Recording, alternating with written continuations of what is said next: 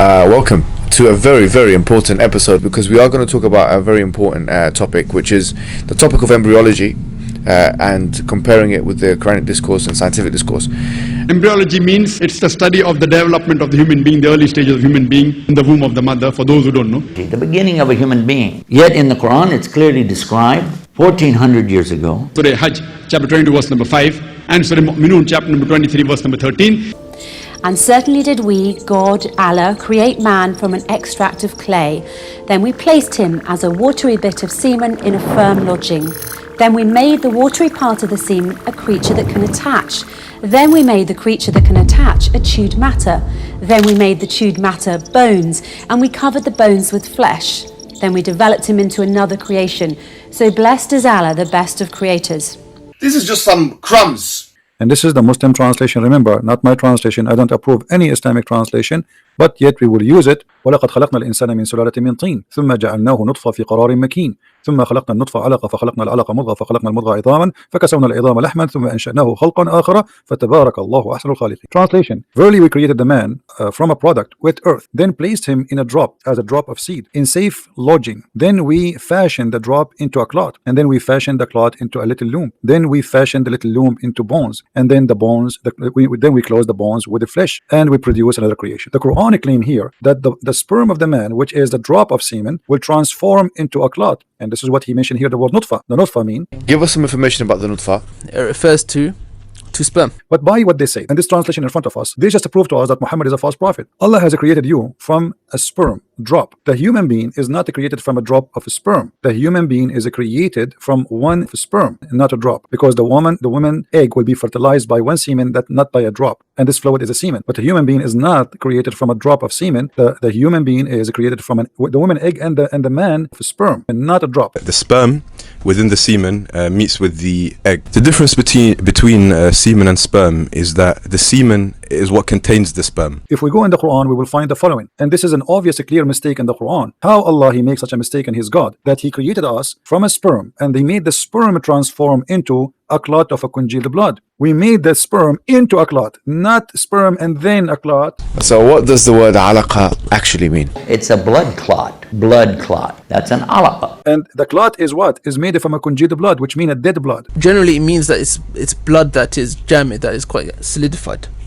Yeah, a clot of blood, that's generally translated as. And then we created the nutfa and we make it a clot. But the fact the Quran says, it says a clot which is a congealed blood. We speak about embryology are in perfect conformity with latest advances of embryology. You're finished. Wallahi, you're finished. Wallahi, you're finished. The sperm itself transformed into a clot, and there's no scientist believe in such a garbage. We have created the human being from minute quantity of sperm, then made it into an alaqa, and made the alaqa into mudga. Quran is quite unique in describing those stages, because the bones are formed first and then the muscles. And according to the Quran, the embryo in the womb of his mother is being developed.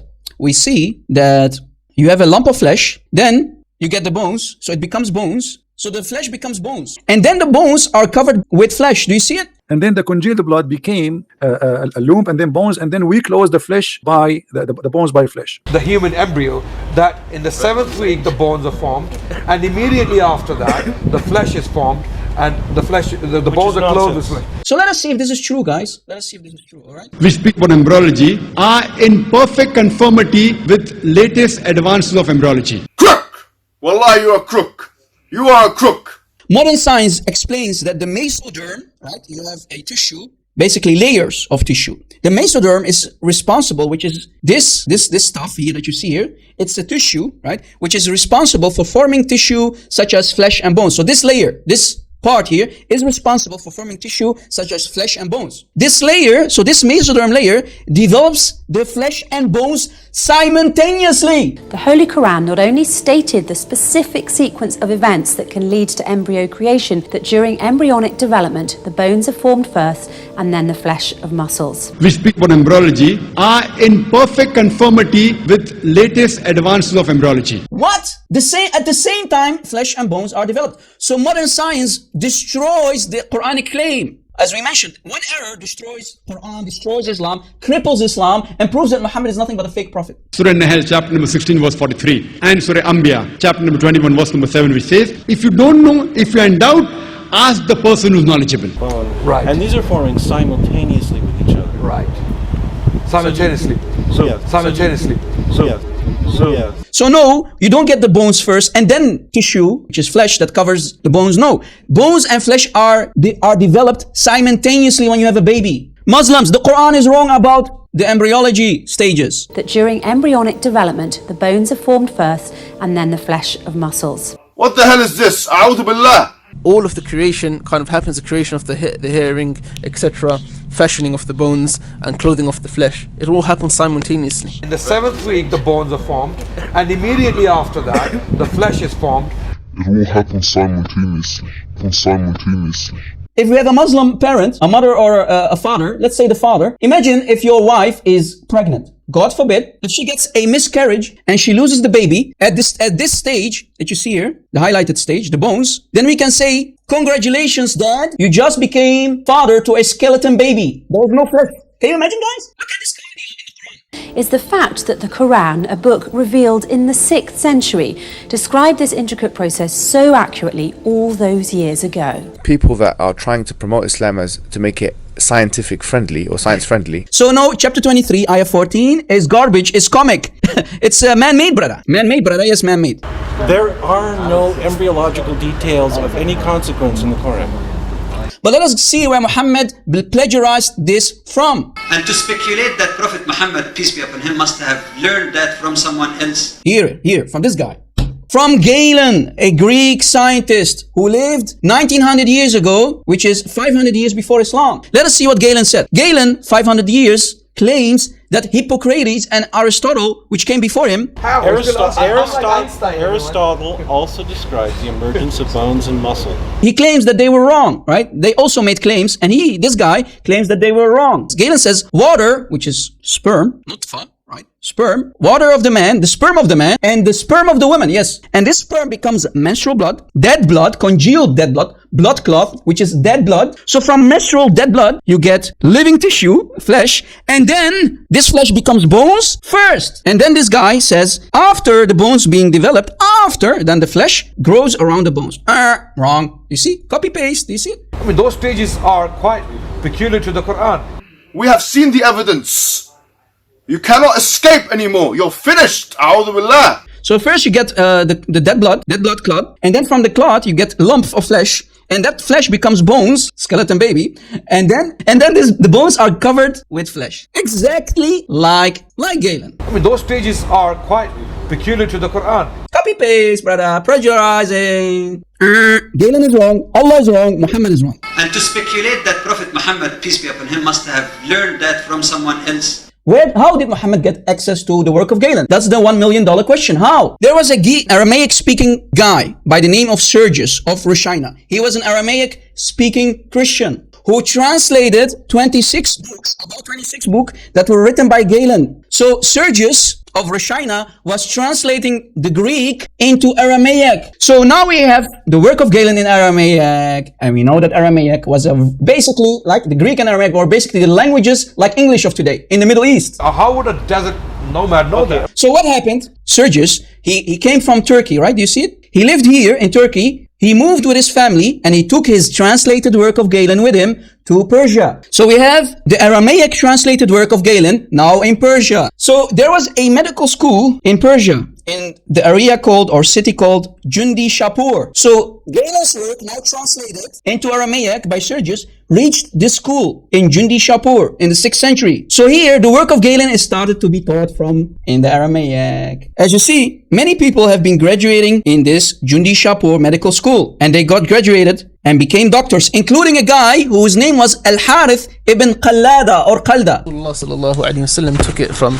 Al-Harith ibn Qalda, who was known as Tabib al-Arab. He was known as the doctor of the Arabs. And they say that he was someone who was quite learned and traveled many lands, and he came across many cultures and many theories. This guy, this name that you see here, who studied medicine in the same school and read what Galen said about the embryology stages, after graduation, look what happened. This Al-Harith ibn Qallada, so he goes to Mecca and becomes one of the companions of who? The Prophet of Islam. How would a desert nomad know that? This is how Muhammad had access to the books of Galen, because of Al-Harith ibn Qallada. Later, Al-Harith ibn Qallada even marries the aunt of the Prophet and became a companion. He was living with Muhammad for 20 years. For 2 decades, he is teaching Muhammad about medicine and medical things and whatnot, including embryology that we can find in the Quran. I mean, those stages are quite peculiar to the Quran.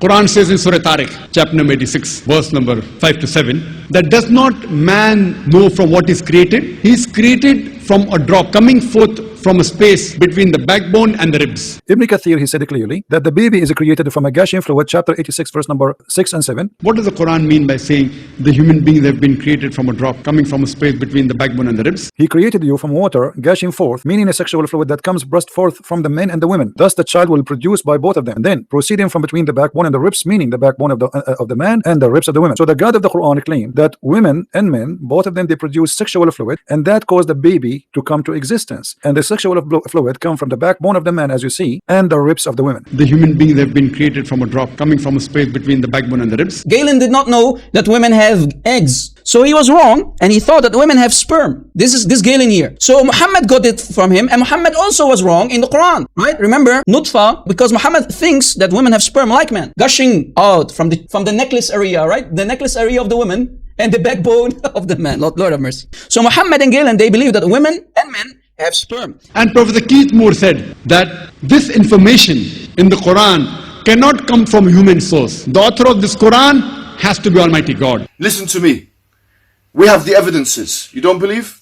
Wallahi, we have the evidence. We saw it with our eyes. Don't mess around. Don't play games. And that's alone proven to us. And by the way, this is not only Ibn Kathir saying, this is what the Quran is saying. The Quran is saying, as-sulbi wa tara'ib. As-sulb is the hard bone, which is the last one in the end. The last bone in your spine is that is the sulb. So Muhammad, he claimed that the sperm of the man is coming from the sulb, and which is the backbone, as you see, and the women coming from the ribs. And that alone is enough to prove to us that Muhammad is a false prophet. No, we have more. The Quran also says in Surah Sajdah, chapter number 32, verse number 8, that we have created the human being from a quintessence. The Quran further says in Surah Insan, chapter 76, verse number 2, we have created the human being from nutfatin amshaj, from a minute quantity of mingled fluids. Muhammad even, he go farther and he claim more crazy stuff. As an example, the man and the women, when they have sex, they see their sperm coming out. Water. So Muhammad and the Quran, both of them, they use the word water, and the word water means semen. Muhammad, he claimed that men and women, they have water, which is semen, and that semen of the man is white and the women is thin and yellow, and whoever of them comes first will make the baby resemble the parents. And today science tells us that the 23rd pair of chromosomes in the human being, it determines the sex of the child. If it's XX, it's a female. If it's XY, then it's a male. Which means the baby will become male or female. That the sperm is responsible for the sex of the child. Here Muhammad, he made it clear. If a man have orgasm first, the baby will be a male. If the women have orgasm first, the baby will be a female. And this is exactly what the Quran says in Surah Najm, chapter number 53, verse number 45 and 46. That we have created the human being from a minute quantity of liquid which is ejaculated. Actually, this whole thing is not correct. Muhammad obviously is a false prophet. But what about Dr. Kate Moore, brother? How many times have you Muslims seen talking about Dr. Kate Moore? In the late 70s. And Professor Keith Moore at that time was one of the highest authorities in the field of embryology. Let me tell you what Keith Moore said. What he said on the page number 364A of his book. He said that most of the verses of the Quran which speak about embryology are in perfect conformity with latest advances of embryology. What did Dr. Keith Moore say? Well, Keith Moore is wrong. He's an embryologist. This is his field. It's my field too. I know it's wrong. You're an embryologist? Yes. Oh, great. Wow. Anyway. He said in his book, this Dr. Kate Moore, in 1998, his book in page 15 says, the Quran pretty much copied from the works of Galen. Do you see what he's saying? And he said that he has no objection in agreeing that Prophet Muhammad, peace be upon him, was the messenger of this God. He was an agnostic, according to his own confession. And we saw this as a video, not even black and white. It was a colored video with audio and video. At the same time, of course, he's profiting from Islam and from Muslims. Never, ever, ever bring up Dr. Kate Moore, because Dr. Kate Moore just destroyed you and your prophet and the Quran. Now, almost without a shadow of a doubt clear, Muhammad obviously is a false prophet. Please don't forget to subscribe, smash that like button, click on that bell, smash it. Thank you for watching, guys, and God bless.